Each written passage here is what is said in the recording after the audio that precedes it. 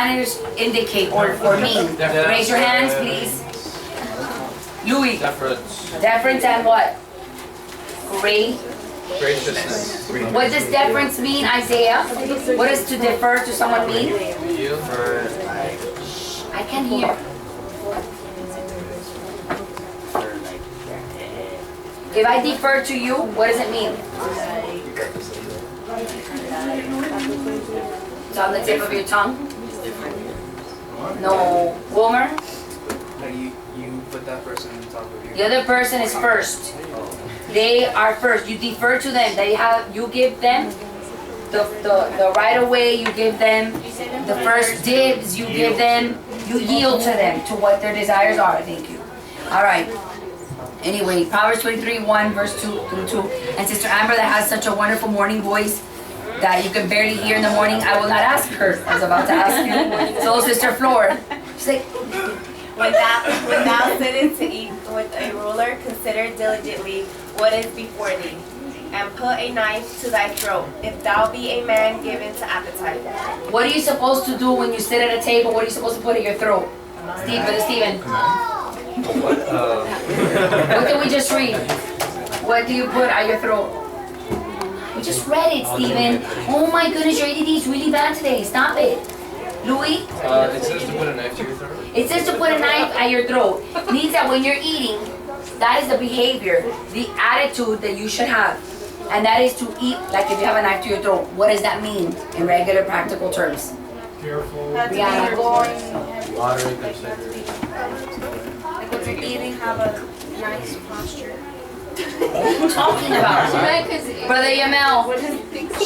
Eating careful. Make sure you don't eat before the whole. If you're eating with a knife at your throat, it just means exactly the first sentence you said. Careful. It means you're very careful.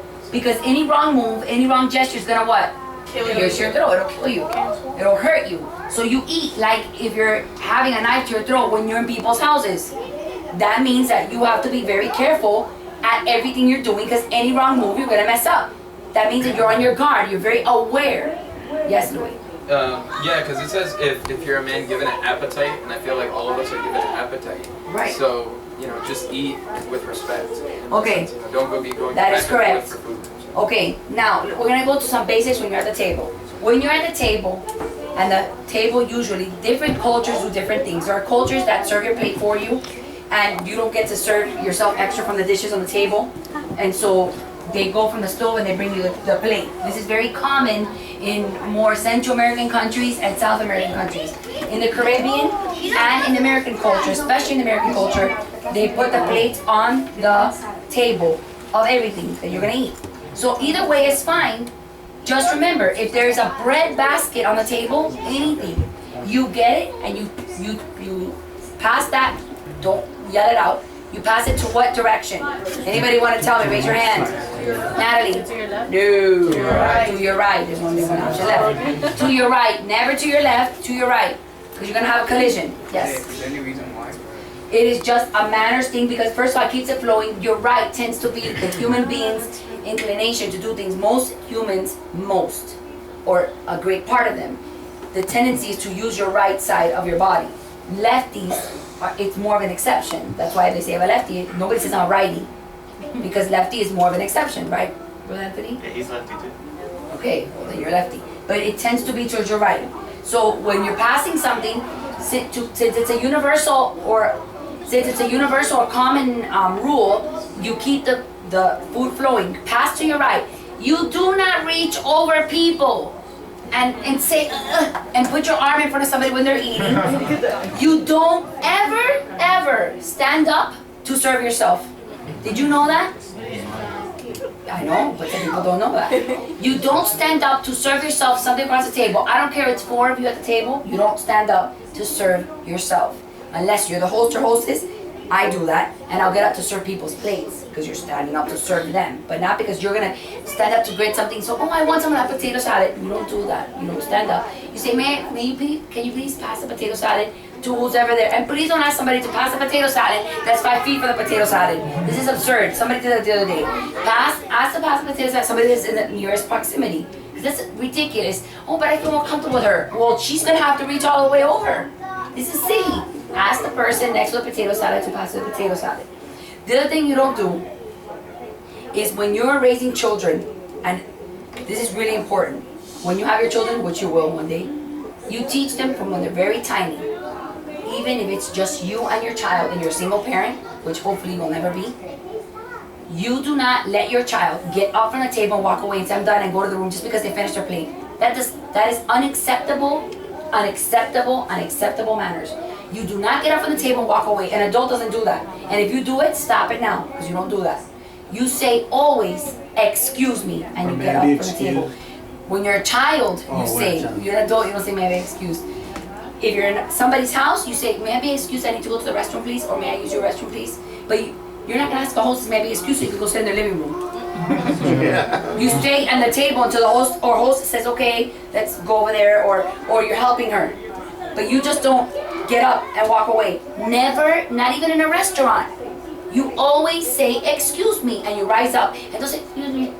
Say, excuse me, so that at least the two people next to you can hear you. And you rise up and go. If you have children, you teach them, come back, sit down. Say, what do you say? May I be excused? Yes, then you go. You understand? Okay, this is important. Children do not eat until they're served. Did you know that? Yes. Good, because some of you have just recently come from childhood to adulthood. When you're a child, if you were allowed to do that, wrong, wrong, wrong, wrong. Children do not serve themselves. Parents serve themselves unless your parent says, go ahead and serve yourself. You wait, especially if you have people you've invited to the table. You just don't let your children start serving. The guest is always first. Always first. That's why they're the guest. They are first. You can just reach over and start grabbing anything. And if you're in somebody's house, you wait till the host or host indicates to you, okay, go ahead, serve yourself. No, please, please. And then you feel comfortable to serve yourself. And serve yourself 2 or 3 times. That makes a hostess feel good. Believe me, you're not being dignified if you just sit there and if you feel like eating again, eat again. There's nothing wrong with that. Just don't be a glutton and make sure that everybody has enough. Make sure everybody has enough. Okay. Right. This happens to be something very important in the cultures that are not American cultures because they're more chauvinistic cultures. The Spanish culture or Latin culture tends to be more chauvinistic. The head of the house does not eat and serve himself first. The man of the house. So if your father does it, ignore him because he's doing it wrong. I'm talking about when you have guests in your home. When you don't have guests, yes, he can be first. But when there's no guests, my husband's not first when there's guests. Period. The guest is first. I don't care. The guest is first. Everybody understands. Who's first? Yes. Good. What if Okay. it's your birthday? If it's your birthday and your family's gonna be considering that you go first, Brianna, that's so silly. I mean, everybody we're having this conversation. Okay. All right. When it's time to eat, and there's a table you're in a table in the house, right? And everybody's being served, and they bring you your plate first. What happens? Tell me what happens right there. You have to Raise your hand. Wait. Oh. you wait until everyone gets their food. You wait until everybody gets their food to begin eating. You don't start devouring that food that's being served to you. Now, in restaurants, it's different. People think that a restaurant is supposed to do it too. You're not. Let me tell you why you're not. If you're in a large group, sometimes it takes too long. So when you're in a large group, it's okay. As long as 2 or 3 people have gotten their food, you can start eating. If 2 or 3 people have gotten their food, and y'all start eating. But if it's a large group, you cannot wait for everybody because your food is going to get cold and it doesn't make any sense. You do this in dinner, small dinner gatherings or at a table at a house, because of course the host is not going to just serve you and then wait 25 minutes later and serve me. I hope not. Okay. All right. Asking for, we talked about that. Okay, when you're in a restaurant, you're ordering food, right? And then let's say Brother Anthony's sitting next to me and he's sitting next to Brother Juan and we're on that side of the table. And there's a bunch of tables with girls and boys, okay? And then they come to you and the waiter says, may I take your order? What Brother Anthony's supposed to do is say, go ahead, Sister Kennedy, first. Whatever lady is in your proximity should be first. So, again, if my husband's there and they come to him, sir, can I take your order? He just say, baby, what do you want? And then he defers to me, the lady. And if there's another lady next to him, if it's my mother, then the people sitting next to him You don't say ladies first and let the waiter go all over the place. That's silly. The waiter needs to have a flowing flow. So try to do the women that are in your proximity right next to your chairs. Those are first, and then the man goes. Do you understand that? Okay. When you call a waiter over, how do you think you call a waiter over, Alex? Waiter.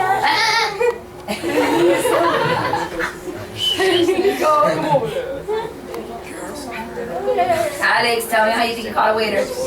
It's okay. I'm not expecting.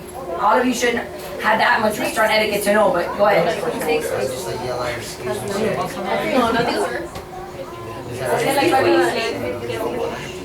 How do you call a waiter, Ashley? Hello, I can't hear.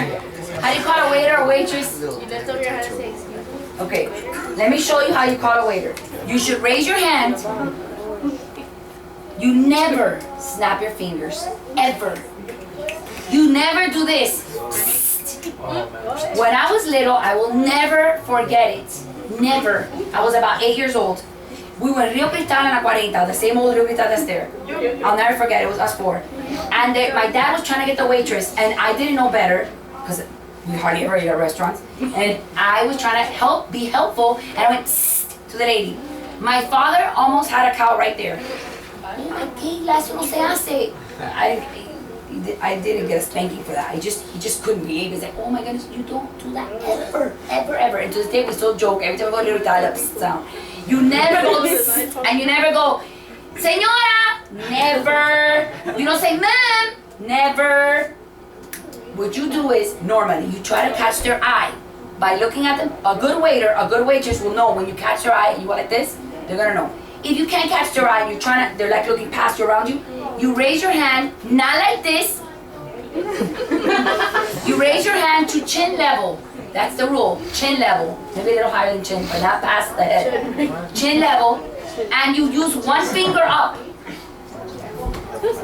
That's what you do, like that. They're gonna know instantly when you do that what that means. They're gonna know, you'll see.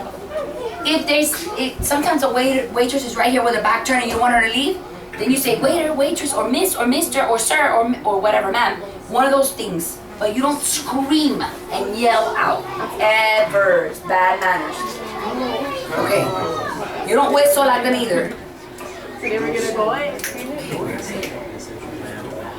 Okay.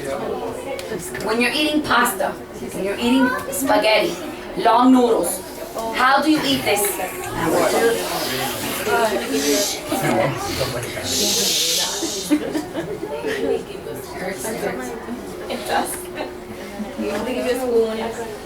That is correct, which is true. Listen, I didn't know this. My mom didn't even raise me. Girls, my mom didn't even raise me with that because she didn't know. That's something you just learn, and I'm going to teach you while you're young. When you eat spaghetti in public, whatever you do in your house, you want to turn around and let it. That's your part. But I suggest you try practicing at home so that when you go in public, it's not a habit. Because sometimes you do habits at home and you say, oh, I'm at my home. But then when you go out, you forget and you do it again. Bad. Get spaghetti. You get the spaghetti, you get the fork, and you start twisting it, right? But that's why, if you always notice, they'll give you a spoon. The spoon is for that. And it works. I've done it. Get the spoon and use just a bigger spoon, like a soup spoon, and then you go like this with the spaghetti. You lift the chunk of spaghetti and you start turning it with the fork against the spoon. The spoon ends up cutting off because if not, you'll be with a ball like that on your thing. Somehow it does something, and if you look in a book, you'll see it. You see Italians doing it. It turns and it'll stop enough for you to put it in your mouth, so it's not hanging. You're not slurping up the big and then open down, up and down. So it just does. It just stops it from keep on getting bigger and bigger and bigger. Okay? All right. When you cut steak, how do you cut a piece of steak? Alexis?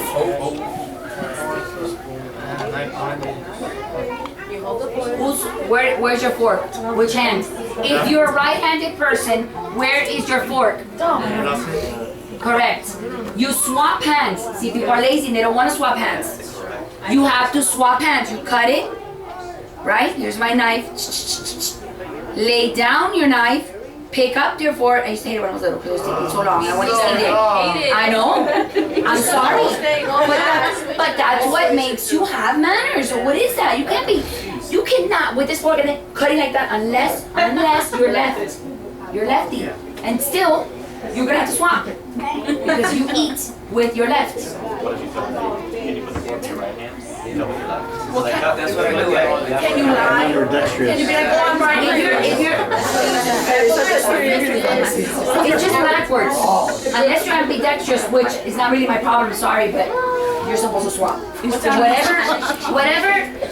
Whatever hand you eat with normally is the hand that you swap to cut. This is the one you're using, so this is the one you're cutting with. That means you will have to swap. You just don't go like that and start eating like that. Yes. In my case, I'm kind of weird because Speak up. I do everything Stephen and with Isaiah.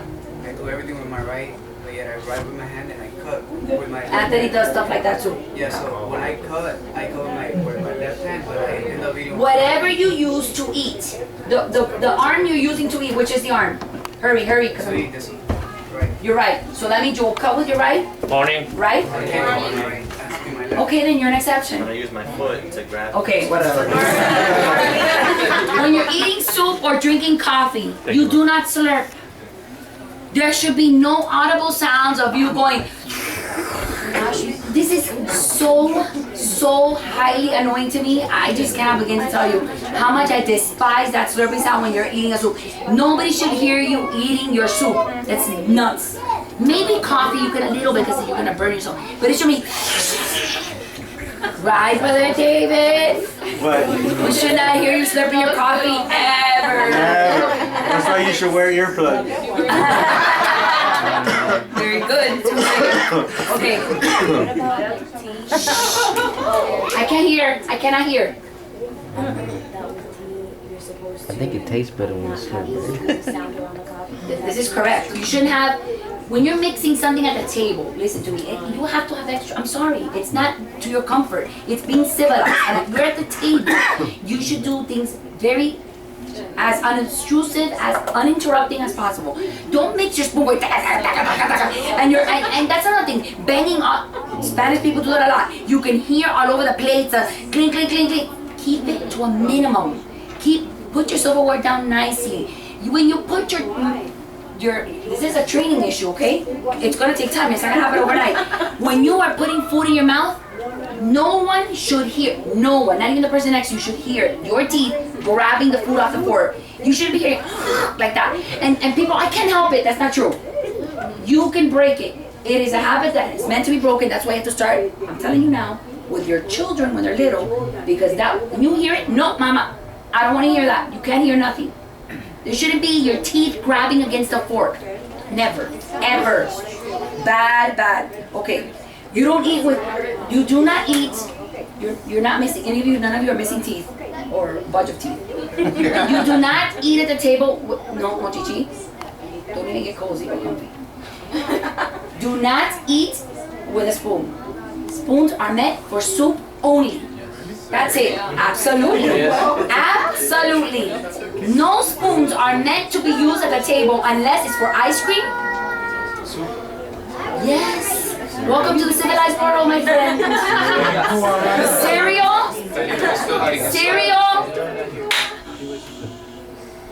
Cereal, soup, ice cream. You don't eat food with a spoon at all. You're not a baby. You do not do that. In fact, children should not eat with a spoon unless they are 2 years, I would say, and under. That's it. That's it. Yes. At work, they only have spoons. They don't have forks. Well, they're idiots. Sorry. Bring a fork. That's dumb. Just real quick as well. Hurry, because I'm running out of time. The spoon, the way you grab it, that's the way you grab it. You don't grab the spoon like that. Yeah. You never, I don't have time for all this, but look, this happens all the time. My grandfather even used to do it. I couldn't stand it.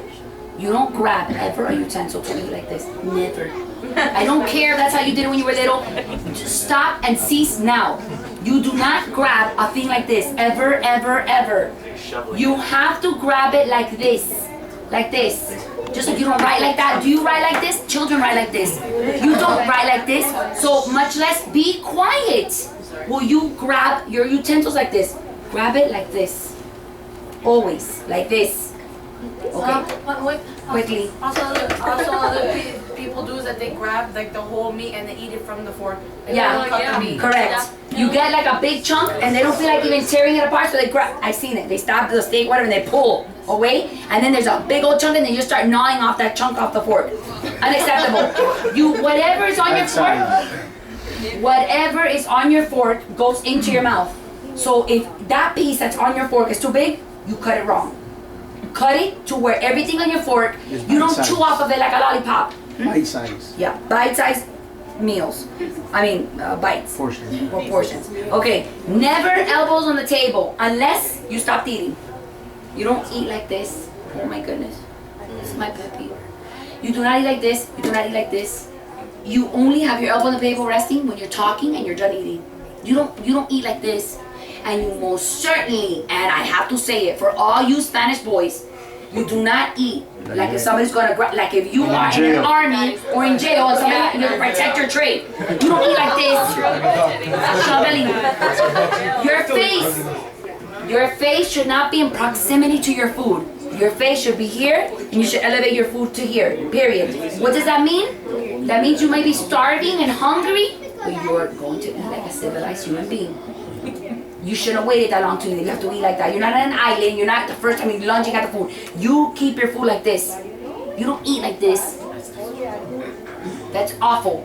You do not take plates up to and eat. Shoveling food in your mouth. Oh, it's faster this way. Quickly, I'm running out of time. When eating soup, can you do that? Nope. I do it sometimes because I can't stand it and I want to get that last drop, but I force myself. And I don't do it. Now, if I'm in the lunchroom and I have a little bit of soup left, I'll say, excuse me, I can't help it. And I'll just say it, but you're not supposed to do that. You never, especially in a restaurant, you will pick up your bowl and drink your soup. Oh, not drink. Not like that, but I mean with a spoon. No! Unless you're eating cereal in the couch. No, unless you're in a place unless there's no table. Unless there's no table. If there's a table, you eat from the spoon up. You don't lift up your plates, you don't lift up anything. We're not savages, we do not belong to a tribe. We eat like civilized beings. Okay. How do ladies sit in public? How do ladies sit in public? Floor, how do ladies sit in public? With your legs closed. My grandmother, when I was little, and this starts with children, would tell me, me estás tomando foto, no te quiero ver el esófago. Right? Because my legs would be open, like this, and I always sat like this, because when I was little. I don't care if your skirt is covering. A lady, never, repeat after me, never.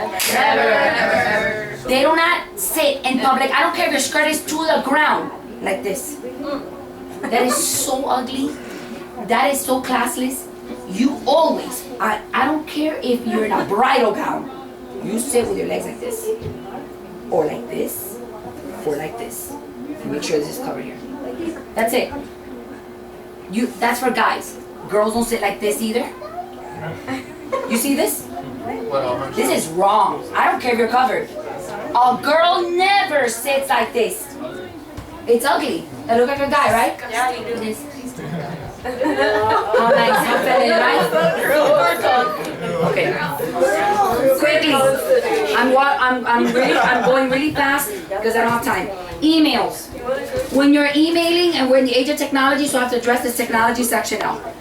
We do not email or text in capital letters. Do you know what capital letters mean? Raise your hand. Carlos. That's right. Capital letters, it specifically means yelling or shouting. Therefore, you do not email or text with capital letters unless you want to say something funny like happy birthday. Right, happy birthday, or something that you want to yell out or shout out, but you don't use it, and plus it's bad on the eyes to try to read. Have you ever tried to read a big, I hate when people do that, a big paragraph all in capitals? It gets really, for your eyes, it's not good on the eyes, it's not easy to decipher, so don't do that. It's just bad etiquette. Okay, when you send an email, whatever you send out, you can never take it back. You make sure you read what you're sending out. Don't just hit forward. Read. No, don't hit forward, which is sending, without looking at, oh, this is cute. Read it all through. Make sure before you forward something somebody sent to you. If you have something to say in your job that upsets you, I suggest that you act like a human being and have it face to face. Don't start airing out all your dirty laundry or what makes you upset or talk about your boss on an email. You cannot get that back. Be very careful. I have to tell you that. This is important. If somebody sends you a personal email with a question and requiring a response from you, you should respond to that personal email between 1 to 2 days. That's the right time to do that. If you're at work, you should respond to your business emails if it requires a response. Sometimes you don't require a response. Within 24 hours. Depending on the importance of it. If it's a project you're working on, somebody needs an answer, answer it. Don't just say, ignore the email and they're waiting for your answer. Okay? There's something that I like to recommend to everybody because I used to get them all the time and I got so tired of it that I would make it a point to make sure that I would email everybody I didn't even know on that email to let them know. Don't just forward a rumor you just heard about a gang flashing their lights. That means that it's a gang initiation and don't flash your lights in traffic. Before you check it out, 90% of stuff you're going to receive are hoaxes. How do you know this? You go to trutherfiction.com. Snopes is good too, but Snopes can be biased. I prefer trutherfiction.com, but it's up to you. You do what you want. You go to the site, you type it in, you'll pull it up, you'll see the email right there. You just put in a few words, search, and that email that has it, they say it's anthrax. You put anthrax and all the emails about anthrax will come up and you'll see yours. That one that's there. You can tell and it'll say truth or fiction, or half truth or half fiction. Read it before you pass it on. People pass on stuff without checking and it's all hoax. All that stuff with the lies that you said about those are hoaxes, by the way. The whole thing with the perfume and the guy snatching you, kidnapping you, that's a hoax as well. Not that you should not be on your guard, but there's rumors are like that. They're very inflammatory and they get people all riled up. And then you won't flash your lights in public and put your lights at night or flash your lights at somebody coming on head on to you because you're afraid because it could be a gang initiation. Read your emails and test them before you forward them to make sure they're not hoaxes. Or like, for example, there was a rumor one time that Target was advocating homosexuality, and so everybody was banning Target. Well, it ended up being that when you go to the site and you plug it in, it was a rumor. It was fiction. It was not true. You need to make sure before, sometimes it's with the best intentions. Even our Christian morals and values. Oh, I'm not doing this anymore because I understand. Check it out first. Your zealousness can get the better of you, and you won't do what's the right thing. Alright, just like you don't like somebody repeating something about you that's not true, don't do it to a company or to anybody else. Make sure first. Politics too. Political, what people say that politically, you have to make sure before you say that a candidate said something or thinks something, check it first before you pass it on. Okay, your phones. When you have a cell phone, which all of you do, I think 99.9% of you have one, turn it off in any place that's a quiet place. Which means turn off your phone in a restaurant, put it on silent, put it on vibrator. And if you need to have a call, it's that important, girls, because guys have pockets, put it on your lap so you can feel it vibrating. Don't turn your phone on in a restaurant. Don't turn on don't do it in a church, don't do it in a medical office, don't do it in a quiet place, don't do it in a library. It is just bad etiquette. Society has lost all clue of how you're supposed to behave in public. That's one of them. You don't do that. You don't go around carrying a siren, so don't go around carrying on your phone that's loud and everybody looks. It's bad. It's just ugly. Keep it on your lap if it's that important. If it's going to be for people, if you're not in a place that's a lab that's taking hours and hours, then keep it on your lap so you won't, you might need a call. But don't do that. When you're going to go take a test, a school, or keep your phone. I'm sure your teachers don't let you. Your teachers don't let you have your phone meeting. Then you shouldn't do it in a church building. You shouldn't do it in an office building. Okay. When you're going to take a call in public, try to minimize it. And if you do, keep your call short. You shouldn't be talking like this, and everybody's around you. It's so embarrassing, and it's so rude, and it's tacky, and everybody hears you, and ¿qué tú estás haciendo, mami? It's like, please, I don't want to hear that. Keep it, walk away in a little secluded corner, but don't do that in public. It's bad manners. Walking and talking loud, talk low, keep your voice down when you're talking on the phone. Do not eat, especially you people that, I'm telling you this for your future, when your professions, your careers. When you're talking professionally on the phone, actually you're talking to anybody on the phone except for your family, and you tell them, oh yeah, I'm eating something, or your close friends. You don't chew, and they can hear you, and so did you go and you hear them either smacking their gum or eating. You don't do that while you're talking on the phone to people. If it's my husband, that's different. But I'm not gonna call Alexis Well, you're my nephew. I'm not gonna call Wilmer, I'm not gonna call Marie and talk to her while I'm eating on the phone. Nope. Bad manners. Do you like to hear people smacking? You hear that stuff moving in their mouth? Then don't do it to them. Okay. The general rule of phone calls. Another lost concept. You do not call people's houses ever, unless it's family or it's an emergency. Before 9 or after 9. For 9 a.m. and after 9 p.m. 9 to 9, that's the rule. 9 to 9. You don't call at 8:30 unless it's your family and there's that mother or that father knows you're up and they need to talk to you about picking the kids from school or something. Or after 9. That's just an accepted rule. You do not call people's houses. If it's your friend and you know he has a cell phone on, okay, fine. That's between you guys and you guys have that mutual agreement. I personally do not like anybody calling my daughter, she's already a grown woman, after a certain hour. I think that's wrong. Phone etiquette is also, you always talk I'm not done, I'm gonna get to home phone etiquette. When you call someone's house, you identify yourself. You say, hi, my name is Andre. May I speak to Bob? Whatever. Hi, I'm Natalie. Can I please speak to Andrea? Who cares? You never say, I get it all the time from Brianna's friends or Brittany's friends that used to call the house. Can I speak to Brittany? Can I speak to Brianna? And who are you? I'm not gonna just let anybody speak to them. I don't know who that is. You identify yourself. Let's say you call the wrong number. You don't start, oh, you have the wrong number. You don't start telling the person, but who are you? What's your name? Don't say that. You are the one that called the wrong number. Say, I'm sorry, I must have misdialed. What number did I call? And you let the person tell you. Don't expect the person that you're calling and say, who's this? You don't call somebody's house and go, who's this?